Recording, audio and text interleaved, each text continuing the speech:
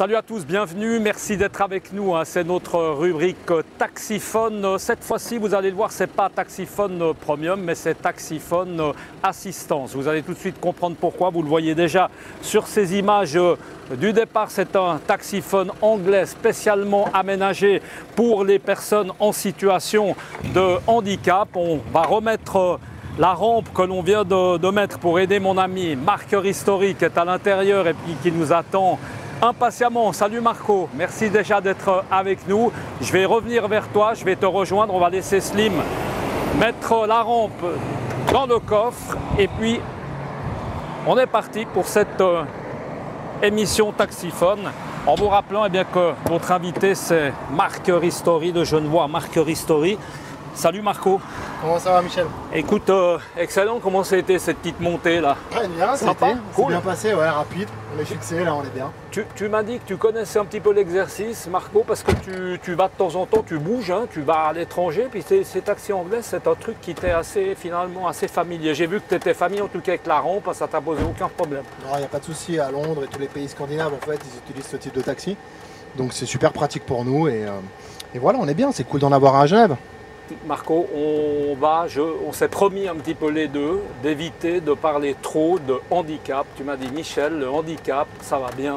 Tout le monde me parle que de ça. J'ai envie de parler d'autre chose. Je sais parler d'autre chose.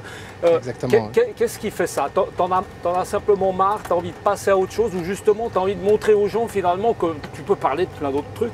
C'est quoi en fait? C'est exactement ça. Disons que le handicap, moi je le vis tous les jours.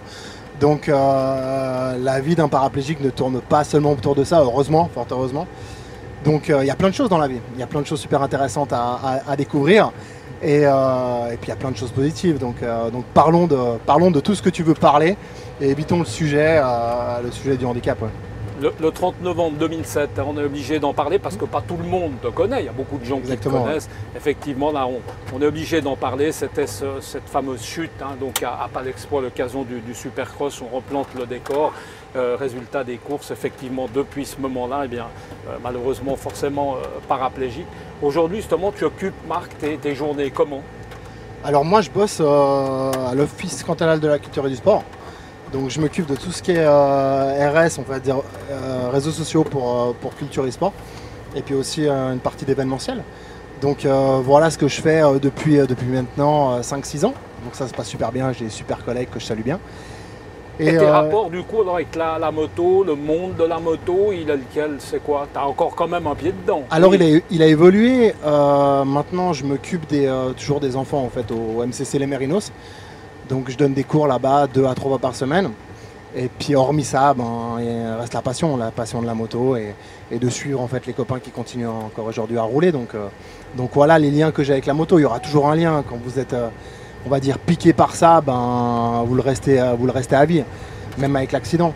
Donc voilà. Marco, le regard de ces gamins que tu entraînes chez les Mérinos, parce que pour dire que tu arrives forcément, tu es en fauteuil. Quel est-il? Ils te questionnent, j'allais dire ça les inquiète, ça leur rappelle que, ma foi, ils n'ont pas choisi le tennis de table non plus, il faut le dire. Donc la discussion, elle est comment? Parce que pour la plupart, ils sont peut-être même pas nés quand l'accident est arrivé, donc on te pose des questions. Alors, on me pose des questions, oui et non, parce que j'arrive en général en quad, donc je donne mes cours en quad. Et c'est rare qu'ils me voient en chaise. Normalement, ils me voient en chaise qu'au Supercross. Parce que je ne vais pas sur des terrains de moto en principe en chaise roulante. À cause du terrain, c'est un peu compliqué et puis je ne me sens pas très mobile. Et du coup, ils me voient en quad et puis ils connaissent mon histoire. Certains la connaissent, d'autres la connaissent pas du tout. Et puis ça se passe plutôt bien. Ils me questionnent, mais toujours avec beaucoup de pudeur.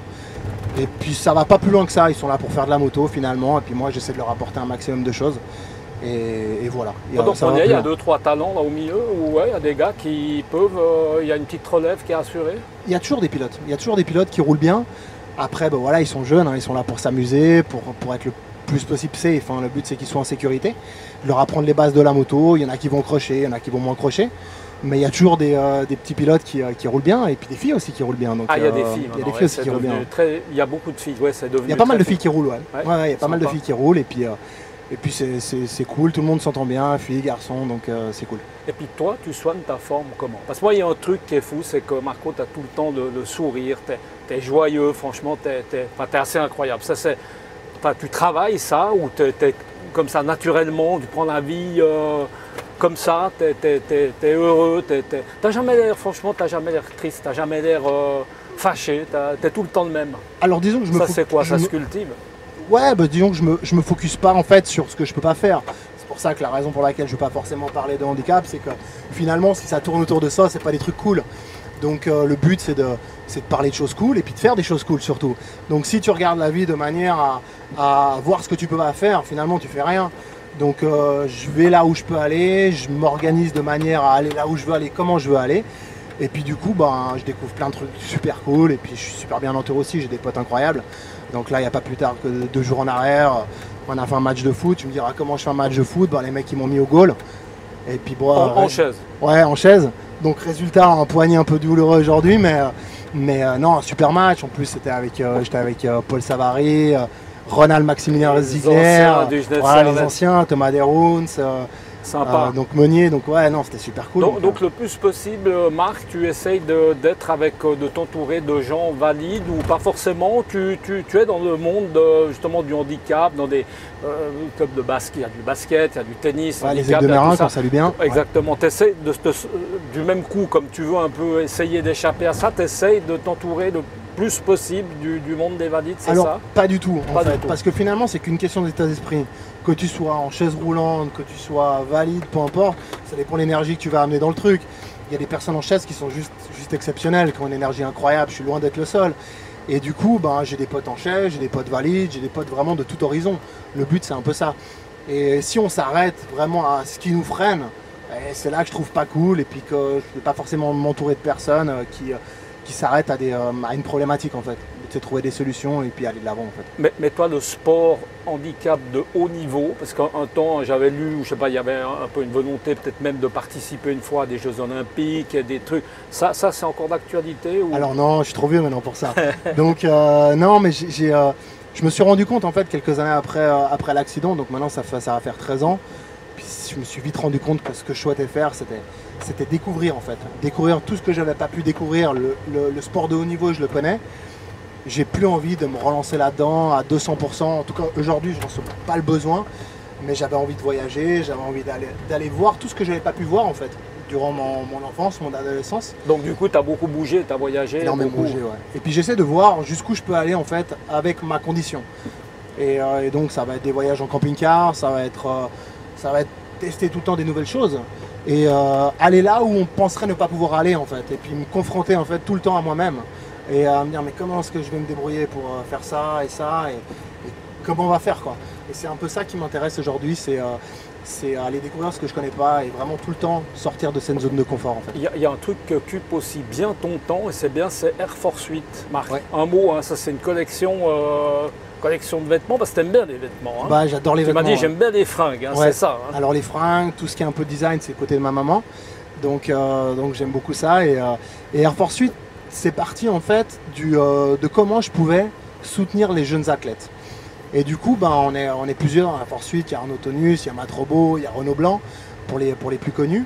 Et le but en fait, c'est de soutenir, ça peut être des jeunes, par exemple en BMX, où on va, avec la vente des vêtements, on va financer soit des cotisations de club, soit des vélos, soit des stages de moto, soit des voyages parfois, comme par exemple pour Liam Sedou, qui est un jeune qui est en DH, en fait vélo de descente.